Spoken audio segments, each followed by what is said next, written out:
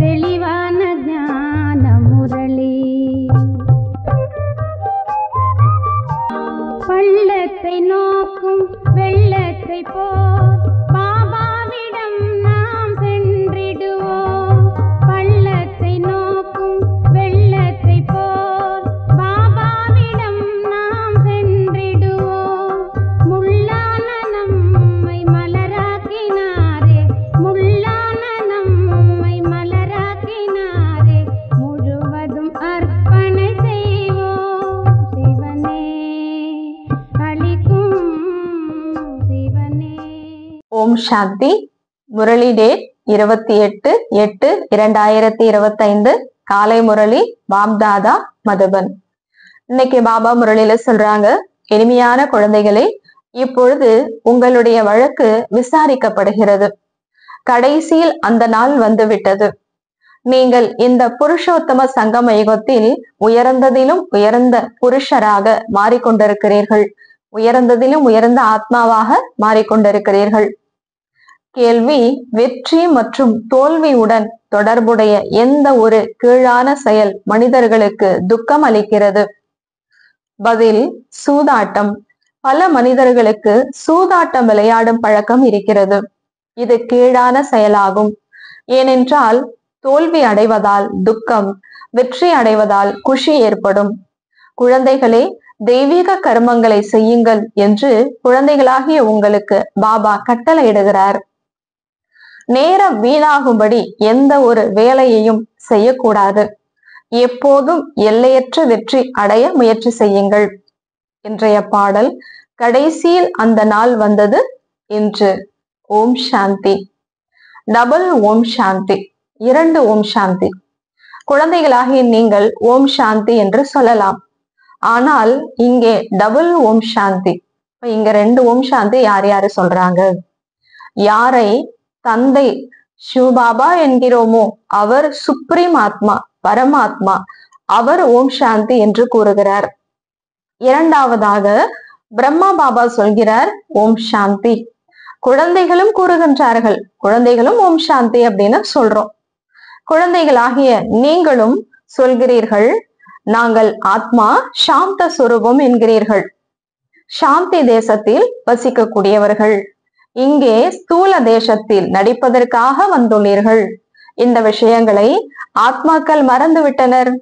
பிறகு கடைசியில் விசாரணை நடக்கும் அந்த நாள் வந்துவிட்டது. என்ன விசாரணை?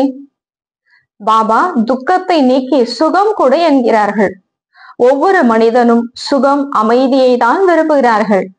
பாபா ஏழை பங்காளனாவார். இச்சமயம் பாரதம் முற்றிலும் ஏழையாக இருக்கிறது. நாம் முற்றிலும் பணக்காரர்களாக இருந்தோம் என குழந்தைகள் அறிகின்றீர்கள். இது கூட பிராமண குழந்தைகளாகிய உங்களுக்கு தான் தெரியும். மற்ற அனைவரும் காட்டில் இருக்கிறார்கள். குழந்தைகளாகிய உங்களுக்கு கூட வரிசை கிரமத்தில் தான் நிச்சயம் இருக்கிறது. பாபா மேல நம்பிக்கை இருக்கிறது கூட குழந்தைகளாகிய உங்கள கூட வரிசை கிரமம் தாங்கிறார். இவர்தான் ஸ்ரீ ஸ்ரீ. அவருடைய வழியும் உயர்ந்ததிலும் உயர்ந்தது என உங்களுக்கு தெரியும். பகவானின் மகா வாக்கியம் அல்லவா? மனிதர்களோ ராம் ராம் என இசைக்கருவி வாசிப்பதை போல சொல்லிக்கொண்டே இருக்கிறார்கள். ராமரோ திரேதாவின் ராஜாவாக இருந்தார். அவருக்கு நிறைய மகிமைகள் இருந்தது. ஆனால் 16 கலைகள் நிறைந்தவர். 2 கலைகள் குறைவு. அவருக்காக தான் ராம் ராஜா, ராம் பிரஜா என பாடுகிறார்கள். நீங்கள் பணக்காரர்களாக மாறுகிறீர்கள் அல்லவா? ராமரை விட பெரிய பணக்காரர் லக்ஷ்மி நாராயணர் ஆவார். ராமர் ராஜா, ராமர் பிரஜா, ராஜாவிற்கு வள்ளல் என கூறுகிறார்கள் அல்லவா? அன்னதாத்தா எனவும் கூறுகிறார்கள். தந்தையையும் வள்ளலாக இருக்கிறார். அனைத்தையும் கொடுக்கிறார். குழந்தைகளை உலகத்திற்கே அதிபதியாக மாற்றுகிறார். அங்கே கிடைக்காத பொருள் என்று எதுவுமே இல்லை. அதனால் பாவ செயல் ஏற்படுவதில்லை. அங்கே பாவம் என்ற பெயரே இருக்காது. அரை கல்பம் தெய்வீக ராஜ்யம், பிறகு அரை கல்பம் அசுர ராஜ்யமாகும். அசுர ராஜ்யம் என்றால் அதில் தேக உணர்வு, 5 விகாரங்கள் நிறைந்திருக்கிறது. அசுர உலகம் அப்படின்னா தேக உணர்வு, 5 விகாரம் நிறைந்ததுதான் அசுர உலகம் அப்படின்னு சொல்றோம். இப்போது நீங்கள் படகோட்டி அதாவது தோட்டக்காரரிடம் வந்துள்ளீர்கள். யாருக்கிட்ட? சிவபாபா கிட்ட. நாம் நேரடியாக அருகில் அமர்ந்திருக்கிறோம் என உங்களுக்கு தெரியும். இப்ப நம்ம எல்லாருமே ஆத்மாக்கள், நம்ம எல்லாருமே யாருக்கு முன்னாடி இருக்கோம்? தோட்டக்காரர் சிவபாபாவுக்கு முன்னாடி இருக்கோம். குழந்தைகளாகிய நீங்கள் கூட இருந்து கொண்டே மறந்து போகிறீர்கள். ஞாபகத்துல இருந்துகிட்டே இருக்க உடனே நீங்களும் மறந்து போயிடுறீங்க பாபாவை. பகவான் கொடுக்கும் கட்டளையை ஏற்றுக்கொள்ள வேண்டும் அல்லவா? முதலில் உயர்ந்தவரையிலும் உயர்ந்தவராக மாறுவதற்காக அவர் ஸ்ரீமத் கொடுக்கிறார். நம்ம எல்லாருமே உயர்ந்தவர்கள் ஆகிறதுக்காக தான் பாபா உயர்ந்த வழியை நமக்கு கொடுக்கிறாரு. எனவே அந்த வழிப்படி நடக்க வேண்டும் அல்லவா? முதலில் ஆத்ம அபிமானி ஆகுங்கள் என வழி கூறுகின்றார். பாபா ஆத்மாக்களாகிய நம்மை படிக்க வைக்கிறார். இதை உறுதியாக நினைவில் வைத்துக் கொள்ளுங்கள். இந்த வார்த்தைகள் நினைவு இருந்தால் படகு கரையேறிவிடும். நீங்கள் தான் 84 பிறவிகள் எடுக்கின்றீர்கள் என குழந்தைகளுக்கு புரிய வைக்கப்பட்டிருக்கிறது. நீங்கள் தான் தமோ பிரதானத்திலிருந்து சத்தோ பிரதானமாக மாறுகின்றீர்கள். இந்த உலகம் பத்தீத்தமான துக்கம் உடையதாகும். சொர்க்கத்திற்கு சுகதாமம் என கூறப்படுகிறது. சிவபாபா பகவான் நம்மை படிக்க வைக்கிறார் என குழந்தைகள் அறிகின்றீர்கள். நாம் அவருடைய மாணவர்கள். அவர் தந்தையாக இருக்கிறார், ஆசிரியராகவும் இருக்கிறார். எனவே நன்கு படிக்க வேண்டும். தெய்வீக கர்மங்களையும் செய்ய வேண்டும். எந்த ஒரு கீழான செயல்களையும் செய்யக்கூடாது. சூதாட்டம் கூட கீழான கர்மத்தில் வருகிறது. இதுவும் துக்கம் அளிக்கிறது. இதில் தோல்வி அடைந்தால் துக்கம் ஏற்படும், வெற்றி அடைந்தால் மகிழ்ச்சி ஏற்படும். இப்பொழுது குழந்தைகளாகிய நீங்கள் மாயாவிடம் எல்லையற்ற தோல்வி அடைந்துள்ளீர்கள். இது எல்லையற்ற வெற்றி தோல்வியின் விளையாட்டாகும். 5 விகாரங்கள் என்ற ராவணனிடம் தோற்பதே தோல்வி. அதன் மீது வெற்றி அடைவதில் வேண்டும். யார் மீது வெற்றி அடையணும்? ராவணன் மீது நம்ம வெற்றி அடையணும். மாயாவிடம் தோற்றால் தோல்வியாகும். இப்பொழுது குழந்தைகளாகிய நீங்கள் வெற்றி அடைய வேண்டும். இப்பொழுது நீங்கள் கூட சூதாட்டம் போன்ற அனைத்தையும் விட்டுவிட வேண்டும்.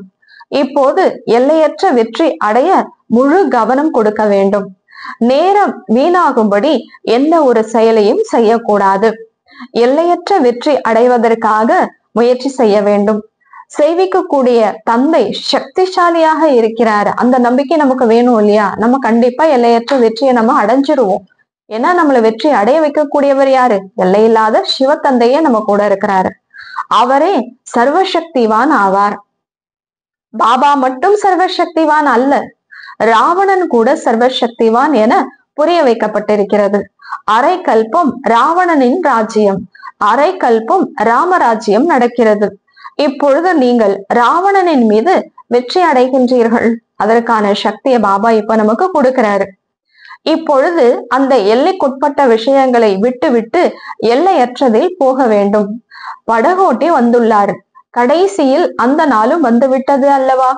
உயர்ந்ததிலும் உயர்ந்த தந்தையிடம் வழக்கு விசாரிக்கப்படுகிறது. வழக்கு விசாரணை நாள் வந்துருச்சு. நம்ம எவ்வளோ காலங்களா என்னெல்லாம் கர்மா செய்தோம், எவ்வளவு புண்ணியம் செய்திருக்கோம், எவ்வளவு பாவம் செய்திருக்கோம் அப்படிங்கிற அந்த விசாரணை நாளும் இப்போ வந்துருச்சு. குழந்தைகளே, நீங்கள் அரை கல்பமாக மிகவும் ஏமாற்றம் அடைந்துள்ளீர்கள் என பாபா கூறுகின்றார். பத்தீத்தமாகி உள்ளீர்கள். பாவனமான பாரதம் சிவாலயமாக இருந்தது. நீங்கள் சிவாலயத்தில் இருந்தீர்கள். இப்பொழுது நீங்கள் வைஷ்யாலயத்தில் உள்ளீர்கள். நீங்கள் சிவாலயத்தில் இருக்கக்கூடியவர்களை பூஜிக்கின்றீர்கள். இங்கே பல தர்மங்களில் எவ்வளவு குழப்பம் இருக்கிறது. இவை அனைத்தையும் நான் அழித்து விடுகிறேன் என பாபா கூறுகின்றார். அனைத்தும் அழிய வேண்டும். மேலும் தர்ம ஸ்தாபகர்கள் அழிக்க மாட்டார்கள். அவர்கள் சத்கதி அளிக்கக்கூடிய குரு கிடையாது. சத்கதி ஞானத்தினால் தான் கிடைக்கிறது. அனைவருக்கும் சத்கதியை அளிக்கும் வல்லல் ஞான கடல் சிவபாபா தான். இந்த வார்த்தைகளை நன்கு குறித்து கொள்ளுங்கள். பலர் இங்கே கேட்டுவிட்டு வெளியில் சென்றதும் இங்கே கேட்டது இங்கேயே இருந்து விடுகிறது. இங்கேயே விட்டுட்டு வெளியில போய் மறந்துடுறாங்கிறார். கர்ப்ப சிறையில் நாங்கள் பாவம் செய்ய மாட்டோம் என்று கூறுகிறார்கள். வெளியில் வந்ததும் அவ்வளவுதான், எல்லாத்தையும் மறந்து போயிடுறாங்க. அங்கே சொன்னது அங்கேயே இருந்து விடுகிறது. அது போன்றுதான் சிறிது பெரியவர்கள் ஆனதும் பாவம் செய்ய ஆரம்பித்து விடுகின்றனர். காம விகாரத்தில் ஈடுபடுகின்றார்கள். சத்தியுகத்திலோ கர்ப்பம் கூட மாளிகையாக இருந்தது. எனவே கடைசியில் அந்த நாள் இன்று வந்துவிட்டது என பாபா புரிய வைக்கின்றார். அது எந்த நாள்?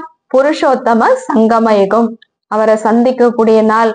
அதை பற்றி யாருக்கும் தெரியவில்லை. நாம் புருஷோத்தமர்களாக மாறிக்கொண்டிருக்கிறோம் என குழந்தைகள் உணர்கிறார்கள். உயர்ந்ததிலும் உயர்ந்த புருஷர்களாக நாம் தான் இருந்தோம். உயர்ந்ததிலும் உயர்ந்த ஆத்மாவாக நம்ம தான் இருந்தோம். சிரேஷ்டத்திலும் சிரேஷ்ட தர்மம் இருந்தது.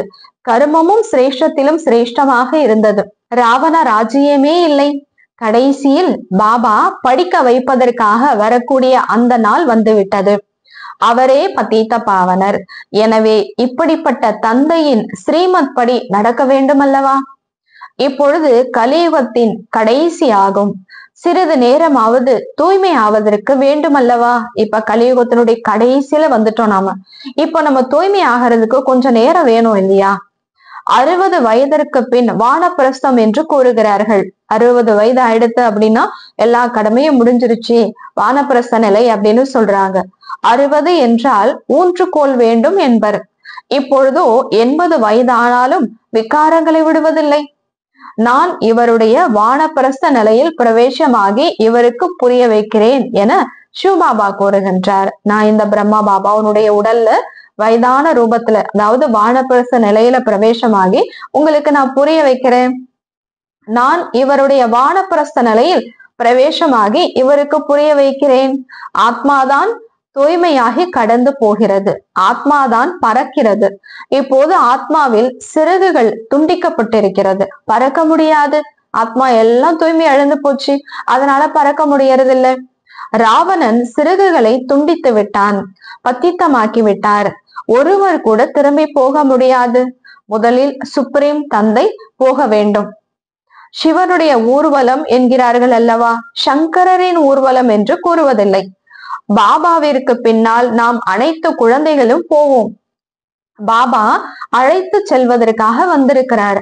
சரீரத்துடன் அழைத்து போக மாட்டார் அல்லவா? சரீரத்தோட நம்மளை கூட்டிட்டு போவாரா என்ன? அனைத்து ஆத்மாக்களுக்கும் பதீத்தமாக இருக்கின்றனர். இன்னைக்கு எல்லா ஆத்மாக்களும் தூய்மை இழந்திருக்குது. தூய்மை ஆகாத வரை திரும்பி போக முடியாது. தூய்மை இருந்த போது அமைதி, சுகம் இருந்தது. ஆதே சனாதனா தேவி தேவதா தர்மத்தராகிய நீங்கள் மட்டுமே இருந்தீர்கள். இப்போது மற்ற அனைத்து தர்மத்தினரும் இருக்கிறார்கள். தேவதா தர்மம் இல்லை. இதற்கு கல்ப விருட்சகம் என்று கூறப்படுகிறது. ஆலமரத்தோடு இது ஒப்பிடப்படுகிறது. வேறு பகுதி இல்லை. மற்ற மரம் முழுவதும் நிற்கிறது. அதுபோல இந்த தேவி தேவதா தர்மத்தின் அடித்தளம் இல்லை. மற்ற முழு மரமும் இருக்கிறது, நிச்சயம் இருக்கிறது. ஆனால் மறைந்து போய்விட்டது. ஒரு ஆலமரம் இருக்குது அப்படின்னா ஃபர்ஸ்ட் வந்த மரம் மறைஞ்சு போயிடுது, இத்து கூட போயிடலாம். ஆனா மற்ற விழுதின்படி அதனுடைய ஆதாரத்துல அந்த மரம் நிக்குது. அதுக்காக அடித்தளம் இல்லைன்னு சொல்ல முடியாது, மறைஞ்சு போச்சு. மீண்டும் திரும்ப வரும். நான் ஒரு தர்மத்தை உருவாக்குவதற்காக மீண்டும் வருகிறேன் என பாபா கூறுகின்றார். ஒரே தர்மத்தை உருவாக்குறதுக்காக நான் திரும்ப வந்திருக்கேன். மற்ற அனைத்து தர்மங்களும் அழிந்து போகிறது. இல்லை என்றால் சிருஷ்டி சக்கரம் எவ்வாறு சுழலும்? உலகத்தின் வரலாறு புவியில் திரும்ப எப்படி நடக்கும் என்று கூறப்படுகிறது. இப்பொழுது பழைய உலகமாக இருக்கிறது. பிறகு புது உலகம் திரும்ப வரும். இந்த பழைய உலகம் மாறி புது உலகம் உருவாகும். இதே பாரதம் புதியதிலிருந்து பழையதாக மாறுகிறது. யமுனை ஆற்றங்கரையில் சொர்க்கம் இருந்தது என கூறுகிறார்கள். நீங்கள் காமச்சத்தையில் அமர்ந்து சுடுகாட்டில் வசிப்பவர்களாக மாறியிருக்கிறீர்கள் என பாபா கூறுகின்றார். மீண்டும் உங்களை சொர்க்கத்தை சார்ந்தவர்களாக மாற்றுகிறார். ஸ்ரீகிருஷ்ணரை ஷியாம் சுந்தர் என ஏன் கூறுகிறார்கள்? யாருடைய புத்தியிலும் இல்லை. பெயர் நன்றாக இருக்கிறதல்லவா? ராதை மற்றும் கிருஷ்ணர் இவர்கள் புது உலகின் இளவரசன், இளவரசி காமச்சித்தையில் அமர்ந்ததால் கலியுகத்தில் இருக்கின்றார்கள் என பாபா கூறுகின்றார். கடலின் குழந்தைகள் காமச்சித்தையில் எரிந்து இறந்தனர் என பாடப்படுகிறது. இப்பொழுது அனைவர் மீதும் பாபா ஞான மழையை பொழிகிறார். பிறகு அனைவரும் சத்தியுகத்திற்கு சென்று விடுவார்கள். இப்பொழுது சங்கம யுகமாகும். உங்களுக்கு அழிவற்ற ஞான ரத்தினங்களின் தானம் கிடைக்கிறது. இதனால் நீங்கள் பணக்காரர் ஆகிறீர்கள். இந்த ஒவ்வொரு ரத்தினமும் லட்சக்கணக்கான ரூபாய் ஆகும். பாபா கொடுக்கக்கூடிய இந்த ஞான ரத்தினங்கள் ஒண்ணுமே லட்சக்கணக்கான ரூபாய். அவர்களோ சாஸ்திரங்களின் வார்த்தைகளை லட்சக்கணக்கான ரூபாய் என நினைக்கிறார்கள். குழந்தைகளாகி நீங்கள் இந்த படிப்பினால் பல கோடிகளுக்கு அதிபதியாகின்றீர்கள். வருமானத்திற்கு மூலதனம் அல்லவா படிப்பு வருமானத்துக்கு ஆதாரம். ஞான ரத்தினங்களை நீங்கள் தாரணை செய்கிறீர்கள். பையை நிரப்புகின்றீர்கள். புத்தி பையில நம்ம நிறைச்சு வச்சுக்கிறோம். பிறகு அவர்கள் சங்கரரை பார்த்து, ஓ பம்பம் மகாதேவ், பையை நிரப்புங்கள் என கூறுகிறார்கள். சங்கர் மீது எவ்வளவு குற்றம் சுமத்துகிறார்கள். சங்கரர் அதை சாப்பிட்டாரு, இதை சாப்பிட்டாரு, ட்ரெஸ் இல்லாம இருந்தாரு, சாம்பல் அள்ளி பூசிட்டாரு, அப்படியெல்லாம் எவ்வளவு குற்றம் சொல்றாங்க. பிரம்மா மற்றும் விஷ்ணுனுடைய நடிப்பு இங்கேதான். 84 பிறவிகள் விஷ்ணுவிற்கு என்று கூறுகிறார்கள். லக்ஷ்மி நாராயணருக்கு என்றும் கூறுவார்கள் என நீங்கள் அறிவீர்கள். 84 பிறவி விஷ்ணு. அதே விஷ்ணுதான் யாரு? லக்ஷ்மி நாராயணர். அவர்களும் 84 பிறவிகள். நீங்கள் பிரம்மாவிற்கும் என்று கூட கூறுகிறீர்கள். சரி என்ன, தவறு என்ன? ஏன்னா எல்லாருமே அதே ஆத்மாதான் அடுத்தடுத்து வராங்க இல்லையா? அதனால 84 பிறவின்னு சொல்லலாம். பிரம்மா மற்றும் விஷ்ணுவின் பாகம் என்ன என்பதை பாபா புரிய வைக்கிறார். நீங்களே தேவதைகளாக இருந்தீர்கள். சக்கரத்தில் சுழண்டு பிராமணனாகி இப்பொழுது மீண்டும் தேவதை ஆகின்றீர்கள். இங்கேதான் அனைத்து பாகமும் நடிக்கப்படுகிறது. வைகுண்டத்தின் விளையாட்டுகளை பார்க்கிறீர்கள். இங்கே வைகுண்டம் கிடையாது. மீரா நடனமாடினார். அது அனைத்தும் காட்சிகள் என்பார்கள். எவ்வளவு அவருக்கு மரியாதை இருக்கிறது, காட்சி கிடைக்கிறது. கிருஷ்ணரோடு நடனமாடினார். அதனால் என்ன? சொர்க்கத்திற்கு போகவில்லை அல்லவா? கதி சத்கதி சங்கமத்தில் தான் கிடைக்கிறது. இந்த புருஷோத்தம சங்கம யுகத்தை நீங்கள் புரிந்து கொண்டிருக்கிறீர்கள். இப்பொழுது பாபா மூலமாக நாம் மனிதனிலிருந்து தேவதையாக மாறிக்கொண்டிருக்கிறோம். விராட ரூபத்தின் ஞானம் கூட வேண்டும் அல்லவா? சித்திரத்தை வைக்கிறார்கள், ஆனால் எதையும் புரிந்து கொள்வதில்லை. அகாசுரன், பகாசுரன் என்பது சங்கமயுகத்தின் பெயர்களாகும். பஸ்மாசூரன் கூட பெயராகும். காம சித்தையில் அமர்ந்து பஸ்மமாகிவிட்டான். இதுதான் பஸ்மாசூரன். நான் அனைவரையும் மீண்டும் ஞான சித்தையில் அமர வைத்து இப்பொழுது அழைத்து செல்கிறேன் என பாபா கூறுகின்றார். ஆத்மாக்கள் அனைவரும் சகோதரர்கள்.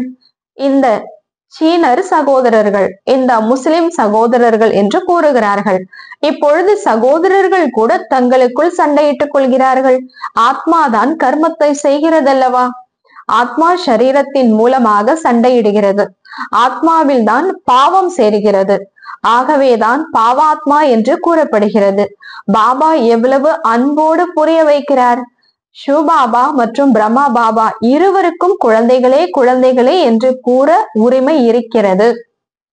பாப் தாதா மூலமாக ஓ குழந்தைகளே புரிந்து கொள்கிறீர்கள் அல்லவா அப்படின்னு யார் கேட்கறது? சிவபாபா கேட்கிறார். ஆத்மாக்களாகிய நாம் இங்கே நடிக்கின்றோம் என கூறுகின்றார்கள். பிறகு கடைசியில் பாபா அனைவரையும் தூய்மையாக்கி உடன் அழைத்து செல்கிறார். தந்தை தான் ஞானம் அளிக்கிறார். இங்கேதான் வருகிறார். சிவ ஜெயந்தி கூட கொண்டாடுகிறார்கள். சிவ ஜெயந்திக்கு பிறகு கிருஷ்ண ஜெயந்தி வருகிறது. ஸ்ரீ கிருஷ்ணர் தான் பிறகு ஸ்ரீ நாராயணன் ஆகிறார். பிறகு சுழற்சியில் கடைசியில் கருப்பாக பத்தீத்தமாக ஆகிறார். பிறகு பாபா வெள்ளையாக மாற்றுகிறார். நீங்கள் பிராமணனிலிருந்து தேவதையாக ஆகின்றீர்கள். பிறகு படியில் இறங்குவார்கள். இந்த 84 பிறவிகளின் கணக்கு வேறு யாருடைய புத்தியிலும் இல்லை. தந்தைதான் குழந்தைகளுக்கு புரிய வைக்கிறார். கடைசியில் பக்தர்களின் வழக்கு குறித்து கேட்கப்படுகிறது. பாடல் கூட கேட்டீர்கள் அல்லவா? ஓ பகவான், எங்களுக்கு பக்தியின் பலனை கொடுங்கள் என அழைக்கிறார்கள். பக்தி பலன் கொடுப்பதில்லை, பகவான் தான் பலனை அளிக்கிறார். பக்தர்களை தேவதையாக மாற்றுகிறார். நீங்கள் நிறைய பக்தி செய்துள்ளீர்கள். முதலில் நீங்கள் தான் சிவனை பக்தி செய்தீர்கள். யார் நன்கு இந்த விஷயங்களை புரிந்து கொள்கிறார்களோ அவர்கள் நம்முடைய குலத்தவர்கள் என நீங்கள் உணர்கின்றீர்கள். யாருடைய புத்தியில் பதியவில்லையோ அவர்கள் நிறைய பக்தி செய்யவில்லை. கடைசியில் வந்துள்ளனர் என புரிந்து கொள்ளுங்கள். இங்கே கூட முதலில் வரமாட்டார்கள். இந்த கணக்கு இருக்கிறது. யாரு நிறைய பக்தி செய்துள்ளனரோ அவர்களுக்கு நிறைய பலன் கிடைக்கும். குறைந்த பக்தி என்றால் குறைந்த பலன்தான். அவர்கள் சொர்க்கத்தின் சுகத்தை அனுபவிக்க முடியாது. ஏனென்றால் ஆரம்பத்தில் சிவனின் பக்தி குறைவாக தான் செய்துள்ளனர். இப்பொழுது உங்களுடைய புத்தி வேலை செய்கிறது. பாபா பல்வேறு வழிமுறைகளை நிறைய புரிய வைக்கின்றார். நல்லது. இனிமையிலும் இனிமையான காணாமல் போய் கண்டெடுக்கப்பட்ட செல்லமான குழந்தைகளுக்கு தாயும் தந்தையும் ஆகிய பாப்தாதாவின் அன்பு நினைவுகள் மற்றும் காலை வணக்கம். ஆன்மீக குழந்தைகளுக்கு ஆன்மீக தந்தையின் நமஸ்தே. ஆன்மீக தந்தைக்கு ஆன்மீக குழந்தைகளின் நமஸ்தே. நன்றி பாபா. தேங்க்ஸ் பாபா. தாரணைக்கான முக்கிய சாரம். நடைமுறை செய்வதற்காக முரளியிலிருந்து முக்கியமான 2 பாயிண்ட்ஸ். முதலாவது, ஒவ்வொரு அழிவற்ற ஞான ரத்தினமும் பல கோடிக்கு சமமாகும். இதனால் தனது பையை நிரப்பிக் கொண்டு புத்தியில் பதிய வைத்த பிறகு தானம் செய்ய வேண்டும். இரண்டாவது, ஸ்ரீ ஸ்ரீயின் சிரேஷ்டமான வழிப்படி முழுமையாக நடக்க வேண்டும். ஆத்மாவை தூய்மையாக சத்தோ பிரதானமாக மாற்றுவதற்காக ஆத்ம அபிமானி ஆவதற்கு முழுமையான முயற்சி செய்ய வேண்டும். வரதானம். அனைவருக்காகவும் சுபபாவனா நன்மை பயக்கும் எண்ணங்கள் மற்றும் சிரேஷ்ட பாவனையை, உயர்ந்த சிந்தனையை தாரணை செய்யக்கூடிய அன்னப்பட்சியின் புத்தியை கொண்ட தூய்மையான அன்னப்பட்சி ஆகுக. அனைவருக்காகவும் நன்மை பயக்கும் எண்ணங்கள், உயர்ந்த சிந்தனையை தாரணை செய்யக்கூடிய அன்னப்பட்சியின் புத்தி கொண்ட தூய்மையான அன்னப்பட்சி ஆகுக. அன்னப்பறவையாக மாறுங்கள். விளக்கம். அன்னப்பட்சியின் புத்தி என்பதன் அர்த்தம் சதா ஒவ்வொரு ஆத்மாவிற்கும் உயர்ந்த மற்றும் நன்மை பயக்கும் எண்ணங்களை உருவாக்குவது. ஒவ்வொரு ஆத்மாவை பற்றியும் உயர்ந்த எண்ணத்தையும் நன்மை பயக்கக்கூடிய எண்ணத்தையும் உருவாக்குவது. முதலில் ஒவ்வொரு ஆத்மாவின் மனோநிலையை புரிந்து கொண்டு பிறகு தாரணை செய்வது. ஒருபோதும் புத்தியில் எந்த ஒரு ஆத்மாவிற்காகவும் அசுபமான, நன்மையற்ற மற்றும் சாதாரணமான எண்ணங்கள் வரக்கூடாது. சதா சுபபாவ் மற்றும் சிரேஷ்ட பாவனையை வைக்கக்கூடியவர்களே தூய்மையான அன்னப்பறவை. அவர்கள் எந்த ஒரு ஆத்மாவின் அமங்கலமான விஷயங்களை கேட்டாலும் பார்த்தாலும் கூட அதை நன்மை நிறைந்த உணர்வின் மூலம் மாற்றி விடுவார்கள். அவர்களுடைய திருஷ்டி ஒவ்வொரு ஆத்மாவிற்காகவும் உயர்ந்ததாக, தூய்மையான அன்பு கொண்டதாக இருக்கும். ஸ்லோகன். அன்பால் நிரம்பிய அப்படிப்பட்ட கங்கையாக ஆகிவிடுங்கள். இதனால் உங்கள் மூலம் அன்பின் கடலாகிய தந்தை தென்படுவார். பாபாவை நம்ம எப்படி வெளிப்படுத்தணும்? அன்பால் நிரம்பிய அப்படிப்பட்ட கங்கையாக ஆகிவிடுங்கள். இதனால் உங்கள் மூலம் அன்பின் கடலாகிய தந்தை தென்படுவார். நல்லது. ஓம் சாந்தி.